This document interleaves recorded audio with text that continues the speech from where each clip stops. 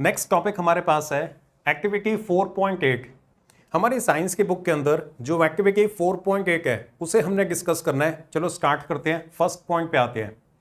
Take 1 ml ethanol absolute alcohol and 1 ml glacial acetic acid.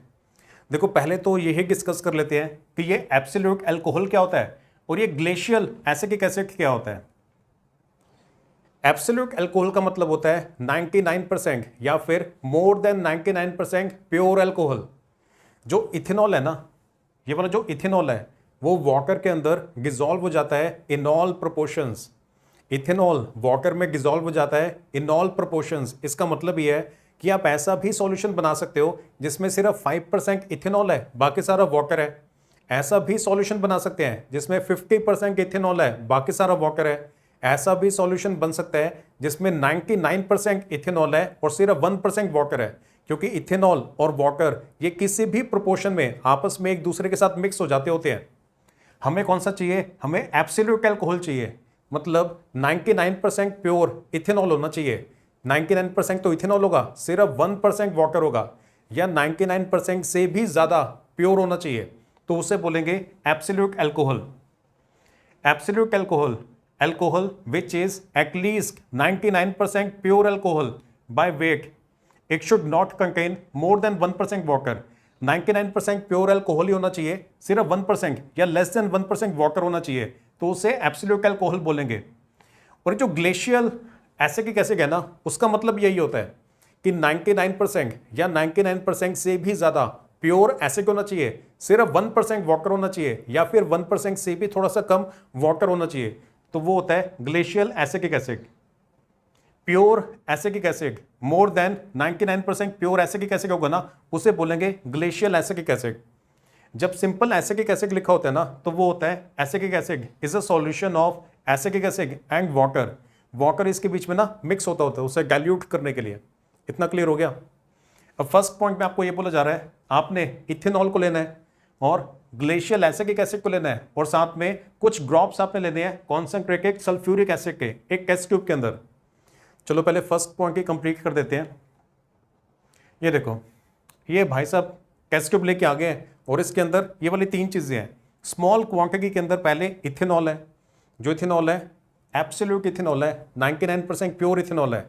Second glacial acetic acid है, वही भी small quantity के अंदर डाला हुआ है, ये भी 99% प्योर एसिटिक एसिड है, और कुछ ड्रॉप्स इसमें डाले हैं कॉन्सेंट्रेटेड सल्फ्यूरिक एसिड के। तो हमारे टेस्ट ट्यूब के अंदर आपने ये 3 चीजें डालनी है, इथेनॉल, ग्लेशियल एसिटिक एसिड और कॉन्सेंट्रेटेड सल्फ्यूरिक एसिड।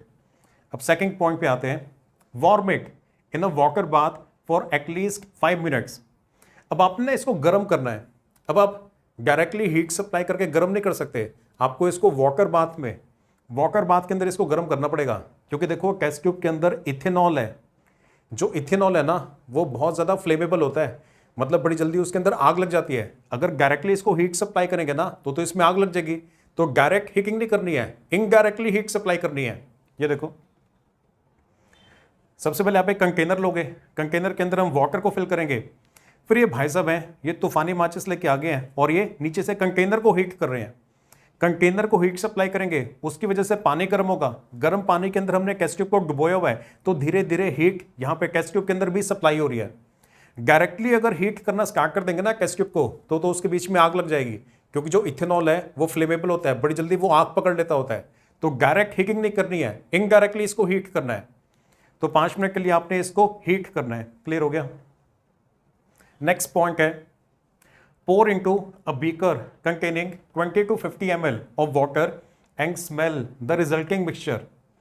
तो 5 मिनट्स के लिए आपने इसको गर्म कर लिया। गर्म करने के बाद यहाँ से आप टेस्ट ट्यूब को निकालोगे, और ये दूसरा कंटेनर है जिसमें 20 to 50 ml वाटर है। इस वाटर के अंदर आपने अपने सॉल्यूशन को डाल देना है। हमारे टेस्ट ट्यूब के अंदर एक तो इथेनॉल था, दूसरा ग्लेशियल एसिटिक एसिड था, और थर्ड इसके अंदर कुछ ड्रॉप्स से सल्फ्यूरिक एसिड के।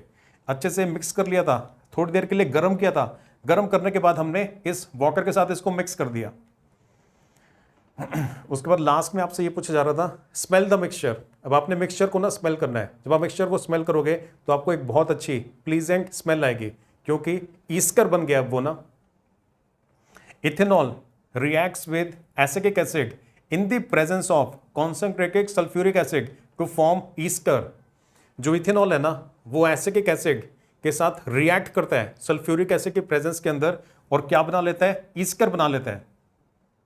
जो ईस्टर होते हैं ना उनको यूज करके फिर आगे परफ्यूम्स बनाए जाते होते हैं। Esters are sweet smelling substances, they are used in the manufacture of perfumes.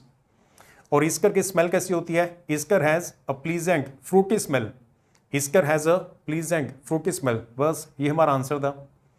Clear होगी एक्टिविटी? सबसे पहले हमने टेस्ट ट्यूब ली थी, टेस्ट ट्यूब के अंदर इथेनॉल को डाला था, एब्सोल्यूट अल्कोहल 99% प्योर इथेनॉल। फिर ग्लेशियल एसिटिक एसिड को डाला था, ये भी 99% या 99% से भी ज़्यादा प्योर एसिटिक एसिड था। और कुछ ड्रॉप्स इसमें सल्फ्यूरिक एसिड के डाले। उसके बाद उसको हीट किया। डायरेक्टली हीट नहीं करना, इनडायरेक्टली हीट करना है। थोड़ी देर हीट करने के बाद फिर आपने इस सॉल्यूशन को वाटर के अंदर मिक्स कर देना है।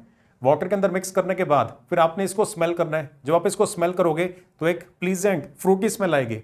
वो इसलिए क्योंकि अब इसके बीच में ईस्टर बन चुका है। और ईस्टर होता क्या है? Esters are sweet smelling substances which are used in the manufacture of perfumes. Perfumes बनाने के लिए इन ईस्टर्स को ही यूज करते होते हैं। तो इथेनॉल एसिटिक एसिड के साथ जब रिएक्ट करता है ना सल्फ्यूरिक एसिड के प्रेजेंस में तो ईस्टर बन जाता है। Ethanol reacts with acetic acid in the presence of concentrated sulfuric acid to form Easter. Clear?